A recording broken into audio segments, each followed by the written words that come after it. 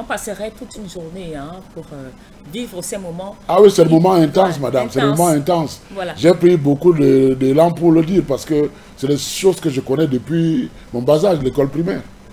Alors, j'ai envie de vous demander, parlant justement de cette affaire de Ernest Ouandie, est-ce que c'est une fabrication terroriste, manipulation ou encore propagande autant pour moi de l'État?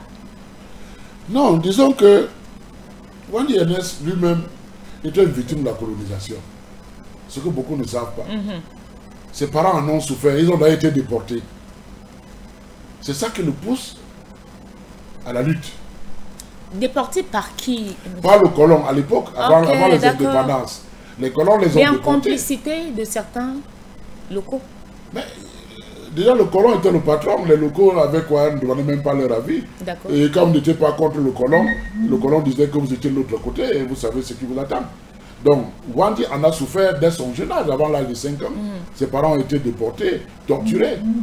Il le sait, donc il est entré dans la lutte pour l'indépendance totale parce qu'il en souffrait déjà depuis sa naissance. Donc lui-même était une victime.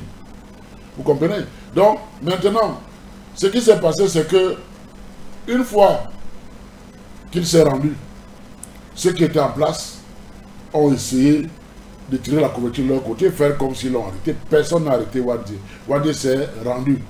Parce que vous allez voir que 2 mois, je crois, après que Ouandie soit transféré à Yaoundé, le préfet du Mungo, qui s'appelait à l'époque Samuel Inamba, sera fait délégué général à la Sécurité nationale. Vous comprenez? Donc, quelque part, les choses ont été présentées comme si on avait arrêté Ouandie. Non. Alors qu'il s'était rendu. Ouandie s'était simplement rendu, ce que mon papa m'a dit. Personne ne l'a arrêté. Il est venu de lui-même. Et donc, une fois en place, évidemment, les responsables voulaient démontrer que c'est eux qui l'ont fait, alors qu'en fait, il s'est rendu.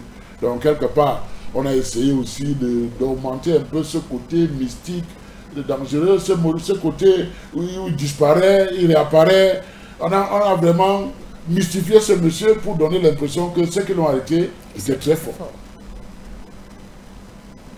Alors, dans le même sillage, hein, j'ai envie de vous poser la question, parce qu'il y en a qui parlent du premier mensonge officiel dans cette histoire, qui nous font savoir que le premier mensonge, c'est qu'ils ont transformé justement de façon volontaire son ralliement en qualité justement des gendarmes de Mbanga. C'est-à-dire, c'est une histoire montée de toutes pièces parlant de son ralliement. C'était l'un des premiers mensonges. Comme vous le disiez tout à l'heure. Par rapport à ce que mon papa, qui était le patron de la ville, m'a dit, ça apparaît évidemment comme un mensonge parce que ce n'est pas des gendarmes. Parce que la réalité, c'est quoi? C'est que quelques temps avant qu'ils ne se rendent, Monseigneur Domo est allé les laisser dans une plantation de café. Je parlais tout à l'heure du président de sous-section UNC, Nantia Antoine. Et dans cette plantation, ils se sont sentis en insécurité. Et la population a failli les lyncher. Ils ont fui. C'est à cette occasion que Jacep Mathieu, son secrétaire particulier, a été arrêté.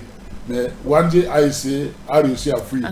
Bon, c'est vrai qu'on nous a dit à cette époque que Jacep, voyant que Ouandie était malade, il avait une blessure, il n'arrivait pas à bien courir. Jacep s'est laissé prendre pour aider son patron à fuir. Mais Ouandie étant resté seul, Jacep étant pris, envoyé à Yaoundé, je ne sais pas, il s'est rendu de lui-même. Personne ne l'a arrêté. Est-ce que vous pouvez répéter ça? Parce que il y a tellement de faits qui circulent sur les presses de je ne sais pas où ces derniers prennent les informations pour venir mentir le peuple camerounais. Non, je dis et je le maintiens ce que mon papa m'a dit. C'est lui qui était le patron de la ville. J'étais sous-préfet, maire et président du tribunal coutumier. Donc, je vous dis ce qu'il m'a dit. Est-ce qu'il m'a menti? Je ne pense pas. Il n'avait aucun intérêt.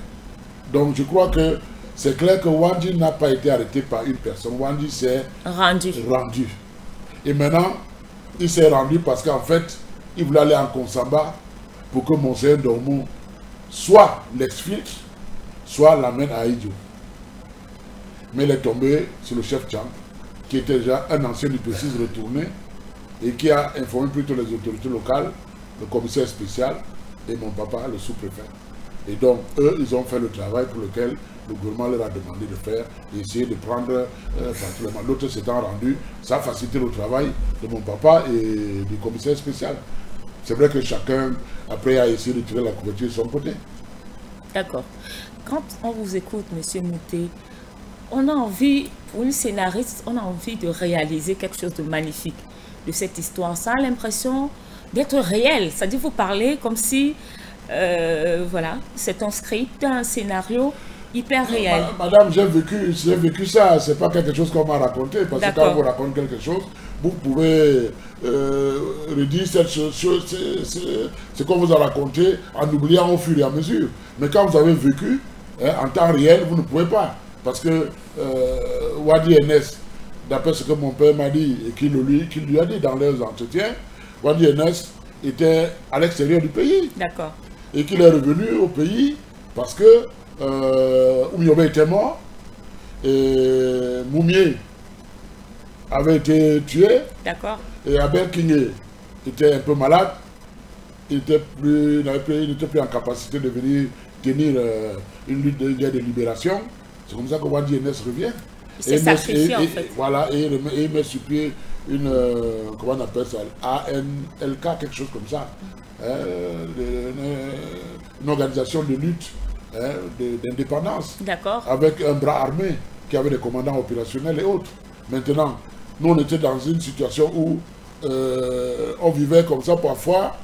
On nous dit, voilà, on a tué des maquisards, il faut aller à la gare, on a exposé les têtes des gens. Je suis parti à la gare de mes pieds, j'ai vu des têtes des gens coupés, exposées. Et quand on exposait les têtes comme ça, il fallait aller identifier. En fait, les services de renseignement, attendez voir ceux qui vont réagir par rapport à ces têtes. Parce que quand vous partez réagir et qu'on se rend compte que vous commencez à pleurer, oh, c'est XY, on se dit tiens, c'est voilà, voilà, et les services spéciaux vous retirent doucement et vous ramènent pour vous passer des interrogatoires. Donc du coup, les gens avaient le réflexe d'aller et regarder, tout faire pour ne pas manifester et repartir peut-être manifester chez eux. On a connu des situations, moi j'ai vu qu'on a tué les maquisards en Banga. On amène, on nous appelle, on nous dit voilà, le préfet, le gouverneur du littoral, à l'époque c'était les inspecteurs fédéraux, l'inspecteur fédéral va venir, il va venir tenir une réunion avec les populations, tout le monde a invité au stade municipal de Banga, on se retrouve au stade, le stade est plein à craquer parce que le gouverneur va venir, après on voit un véhicule militaire arriver, un monsieur sort avec les menottes, les pieds enchaînés, on voit les sacs de sable à la tribune, on le met à genoux, et puis un peloton de 12 personnes, on tire dessus. J'ai vu ça de mes yeux, on ne m'a pas dit. Donc quand vous voyez ça, c'était des situations qui terrorisaient les populations. Donc vous comprenez, quand je vois les gens s'amuser avec les libertés qu'on a maintenant, ils pensent que faire la guerre, c'est quelque chose de facile, c'est très compliqué. On a vu au Nozo, ça a commencé comme la blague, mais ça fait quand même 9 ans. Hein. Ouais, 9 ans que ça traîne.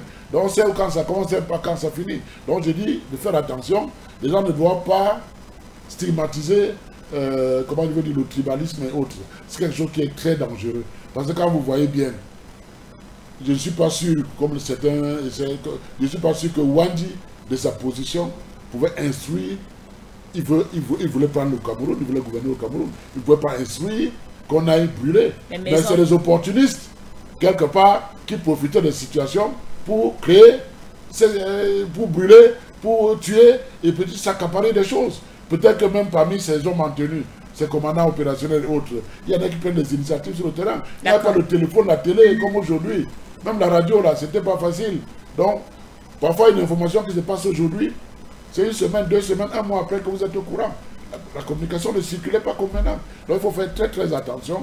Nous autres qui avons vécu un tout petit peu cette période, bien qu'étant fils de sous-préfet, on tremblait même chez nous à la maison aussi. Hein.